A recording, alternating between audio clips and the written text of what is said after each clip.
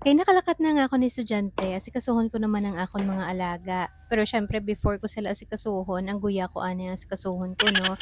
So pagbugta ko sa agay, pag may klase, wala ko dahil nagapanghilam ya, diretso ko sa kusina, maluto, prepare some breakfast. After sina, pag nakalakat na si PJ, mo pa lang na yung time ko ya para magpanghilamos, o 'di ba? Tapos panghilamos, kani mapalhit-palhit mata ko no abis ang sunscreen, pati timo na makadto malang na sa kuring.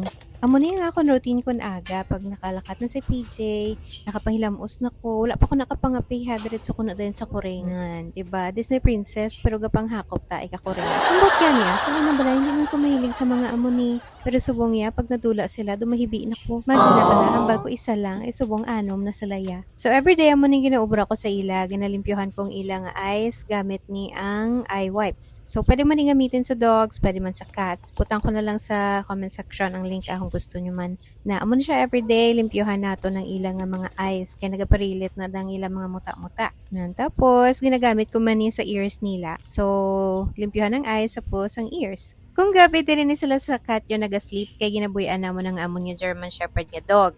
Hindi gin sila yung magbout ya as in lagsanay, dunot ang mga tanom ni mami, budlay na makigan, tabas wala na ko palian. And by the way, parihom ko ni galing tatlo ka white. So, kung may interesado da, message nyo lang ko Pero syempre, dapat ang loving man sa mga cats ha. Pagtapos ko na sila lumpyuhan guys, isa lang ni obrahon nila, malagsanay sila kag magbardagulan.